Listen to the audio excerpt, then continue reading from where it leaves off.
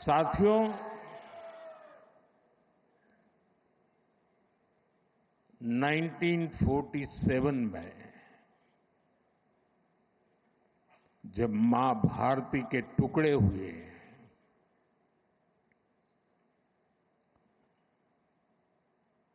कटनी चाहिए थी तो जंजीरें, लेकिन काट दी गई भुजाएं। देश के 3 टुकड़े कर दिए गए।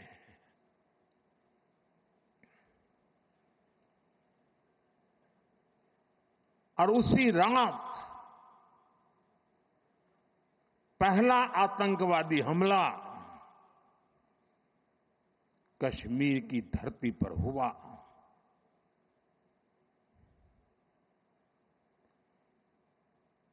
मां भारती का एक हिस्सा आतंकवादियों के बलबूते पर, मुजाहिदों के नाम पर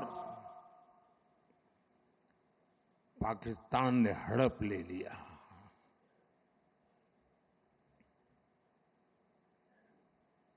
अगर उसी दिन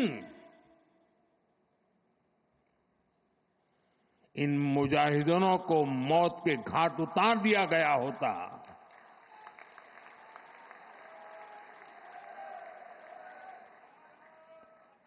और सरदार पटेल की इच्छा थी कि पीओके वापस नहीं आता है तब तक सेना रुकनी नहीं चाहिए, लेकिन सरदार साहब की बात मानी नहीं गई और ये मुजाहिदीन जो लहू चख गए थे, वो सिलसिला 75 साल से चला है। पहलगाम में भी उसी का विकृत रूप था। 75 साल तक हम झेलते रहे और पाकिस्तान के साथ जब युद्ध का नौबत आई, तीनों बार भारत की सैन्य शक्ति ने पाकिस्तान को धूल चटा दी।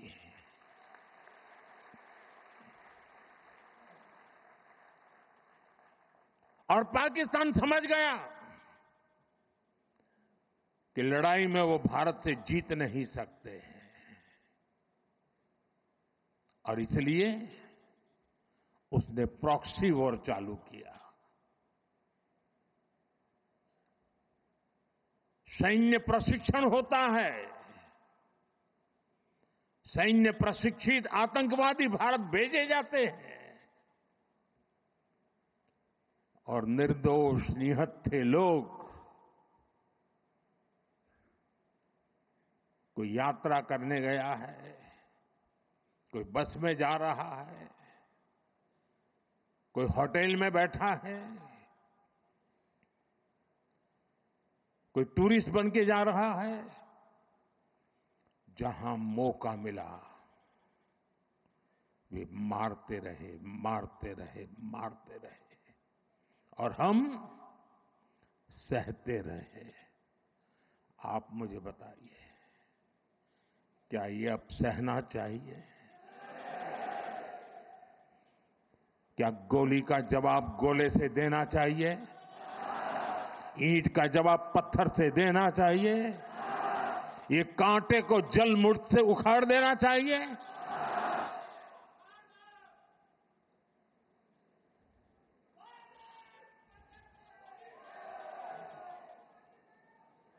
साथियों, ये देश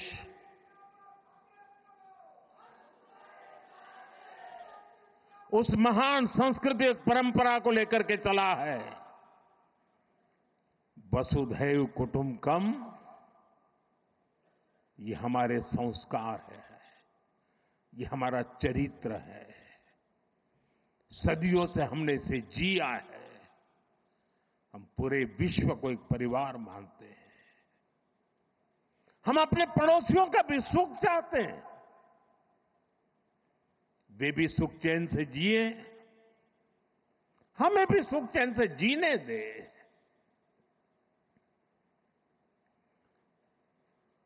ये हमारा हजारों साल से चिंतन रहा है।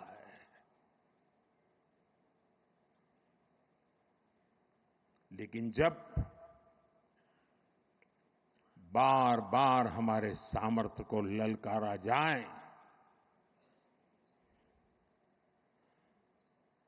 तो ये देश वीरों की भी भूमि है।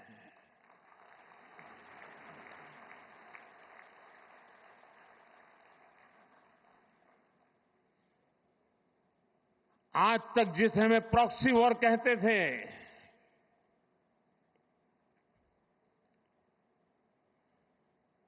6 मई के बाद जो दृश्य देखे गए, उसके बाद हम इसे प्रॉक्सी वॉर कहने की गलती नहीं कर सकते हैं। और इसका कारण है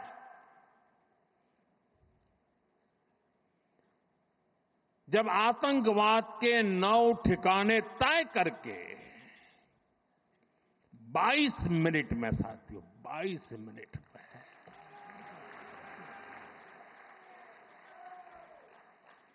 उनको ध्वस्त कर दिया। और इस बार तो सब कैमरा के सामने की सारी व्यवस्था रखी थी ताकि हमारे घर में कोई सबूत न मांगे। अब हमें सबूत नहीं देना पड़ रहा है, वो ऊपर वाला दे रहा है।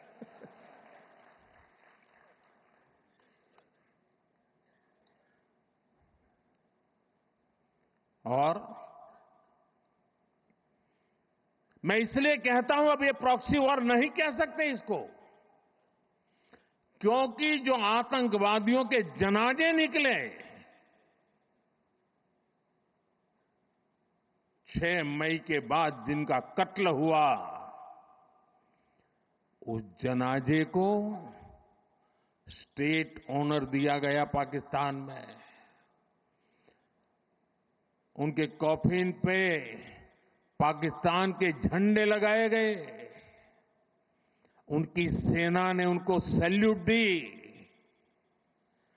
ये सिद्ध करता है कि आतंकवादी गतिविधि ये प्रॉक्सी वॉर नहीं है, ये आपकी सोची समझी युद्ध की रणनीति है। आप वॉर ही कर रहे हैं तो उसका जवाब भी वैसे ही मिलेगा।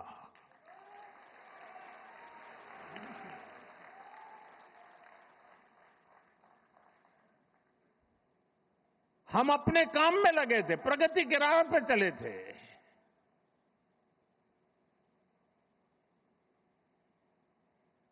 हम सबका भला चाहते हैं और मुसीबत में मदद भी करते हैं।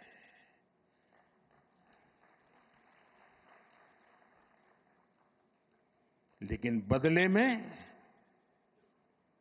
खून की नदियां बहती है।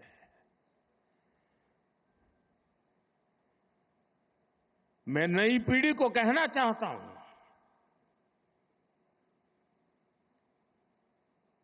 देश को कैसे बर्बाद किया गया है। 1960 में जो इंडस वाटर ट्रीटी हुई है, अगर उसकी बारीकी में जाएंगे तो आप चौंक जाएंगे। यहां तक तय हुआ है उसमें कि जो जम्मू कश्मीर की अन्य नदियों पर डैम बने हैं, उन डैम का सफाई का काम नहीं किया जाएगा, डिसिल्टिंग नहीं किया जाएगा, सफाई के लिए जो नीचे की तरफ गेट है वो नहीं खोले जाएंगे। 60 साल तक ये गेट नहीं खोले गए और जिसमें 100% पानी भरना चाहिए था, धीरे धीरे इसकी कैपेसिटी कम हो गई, 2%, 3% रह गया। क्या मेरे देशवासियों को पानी पर अधिकार नहीं है क्या? उनको उनके हक का पानी मिलना चाहिए, नहीं मिलना चाहिए क्या? और अभी तो मैंने कुछ ज्यादा किया नहीं है।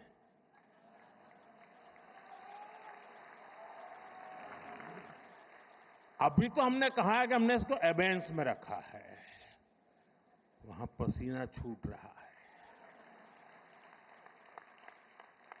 और हमने डैम थोड़े खोल करके सफाई शुरू की। जो कूड़ा कचरा था वो निकाल रहे हैं। इतने से वहां फ्लड आ जाता है। साथियों, हम किसी से दुश्मनी नहीं चाहते हैं।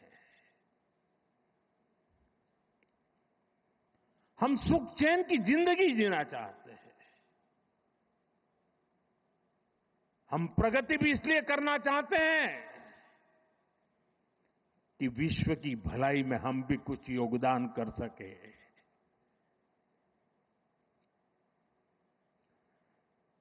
और इसीलिए हम एक निष्ठ भाव से कोटि कोटि भारतीयों के कल्याण के लिए प्रतिबद्धता के साथ काम कर रहे हैं।